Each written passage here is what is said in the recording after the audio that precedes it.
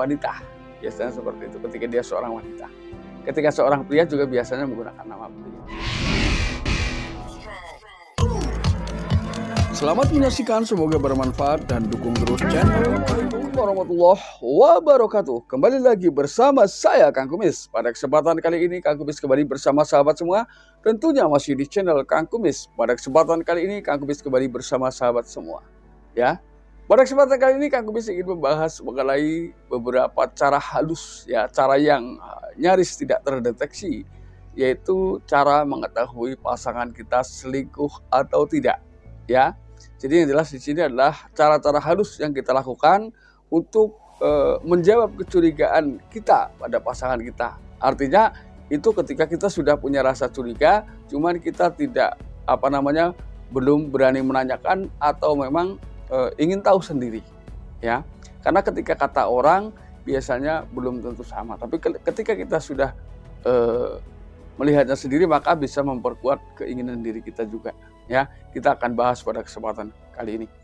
Namun sebelum lanjut ke topik, ada salahnya silahkan sahabat semua subscribe, like, dan komen di channel Kang Kumis agar sahabat semua tidak ketinggalan info dan juga kabar terbaru tentunya di channel Kang Kumis. Nah, yang pertama, apa saja kira-kira yang harus kita lakukan untuk dapat mengetahui secara pasti, ya, pasangan kita ini selingkuh. Jadi di sini tujuannya adalah biar kita tidak melakukan hal yang salah atau asal tuduh. Yang pertama adalah tentunya kita sebagai pasangan kita tahu persis perbedaan-perbedaan yang terjadi pada pasangan kita, terutama berawal dari sisi perilaku. Nah ini, apakah Anda merasa bahwa ada hal-hal yang janggal, ada hal-hal yang berbeda dalam kesehariannya, terutama untuk beberapa waktu dekat ini? Nah, ketika Anda memang mungkin tidak berani bertanya atau memang takut pasangan marah atau salah persepsi, jadi gak ada salahnya sebaiknya Anda lebih dulu melakukan pengamatan secara pasti. Jadi kembali lagi, hal ini juga untuk menghindari fitnah di tengah kehidupan rumah tangga kita. Ini langkah pertama, ya. Lalu kemudian langkah kedua apa sih yang harus kita lakukan agar bukti-bukti ini semakin lengkap, yaitu lakukan pendekatan secara intensif. Beri perhatian lebih dari biasanya, ya. Anggap saja di belakang kita ini tidak ada masalah apapun. Jadi enjoy saja, walaupun ini sebetulnya adalah hal yang berat untuk kita lakukan pada prakteknya, ya. Jadi menahan satu kecurigaan ini tentunya adalah hal yang berat, bukan hal yang mudah, ya. Tapi ketika Anda memang bisa menjalani itu, insya Allah apa yang menjadi tujuan Anda bisa tercapai. Lakukan pendekatan. Nah ini, setelah pendekatan nanti kita lebih mudah untuk melakukan langkah-langkah selanjutnya. Ini. Lalu kemudian langkah yang ketiga, amati sebetulnya pergaulan, ya.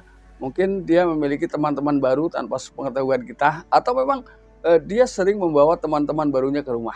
Biasanya dari pergaulan ini, dari cara berbicara, dari model-model selera, ini biasanya terbawa oleh arus pergaulan. Di sini pergaulan memang hal yang mau tidak mau pada akhirnya mampu mencetak kepribadian seseorang, artinya merubah, ya, karena terbawa oleh arus pergaulan tersebut. Itu juga harus diamati.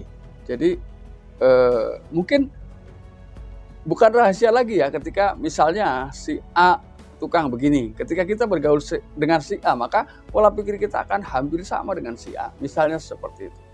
Ini bukan rahasia lagi, ya, banyak hal yang bisa kita petik dari itu semua. Ini.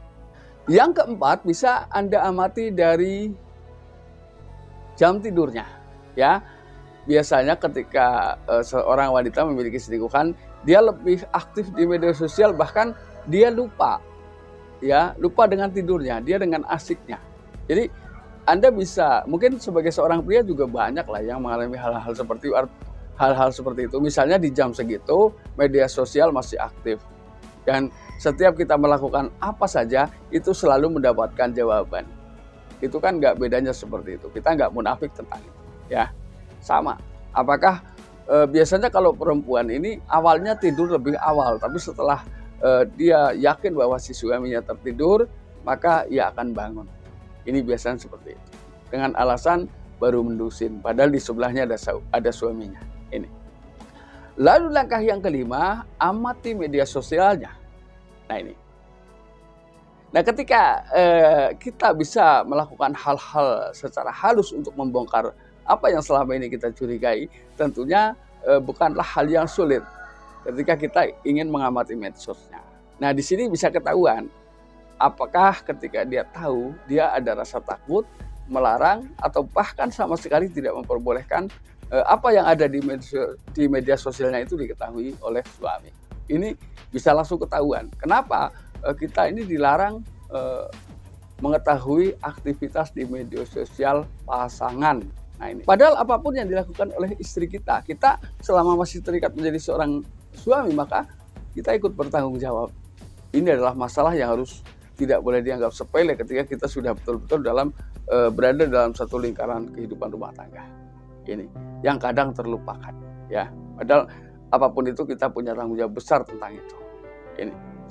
Lalu yang terakhir, ya, apakah Anda merasakan adanya perubahan perhatian yang Anda terima, ya, perhatian secara emosional, terus kemudian perhatian pada saat Anda melakukan layaknya hubungan suami istri, ya. Tentu Anda bisa merasakan perbedaan-perbedaan yang memang agak sedikit jauh dari biasanya, ya. Biasanya tingkat keinginan untuk melakukan hubungan seksual dengan pasangan pun mulai menurun. Nah, perhatian pun biasanya seperti itu.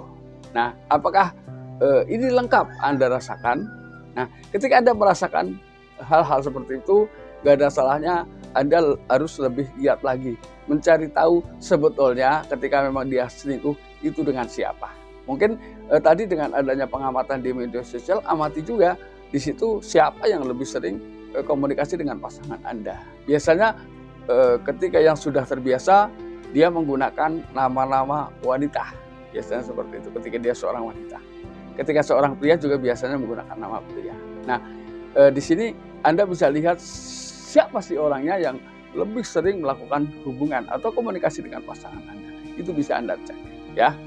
Nah, sahabat, itulah beberapa hal yang tentunya bisa menjadikan satu gambaran, ya, satu tambahan wawasan buat kita semua.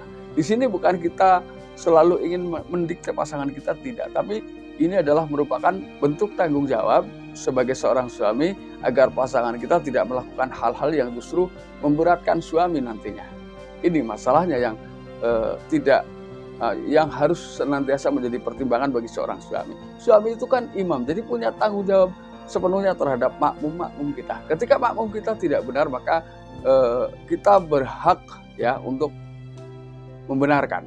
Atau bahkan bukan cuma itu, kita berkewajiban juga untuk membenarkan. Nah, sahabat, mudah-mudahan apa yang Kang Kumis sampaikan bisa bermanfaat buat sahabat semua. Dan akhir kata, salam harmonis bersama Kang Kumis. Wabillahi taufiq wal hidayah. Wassalamualaikum warahmatullahi wabarakatuh.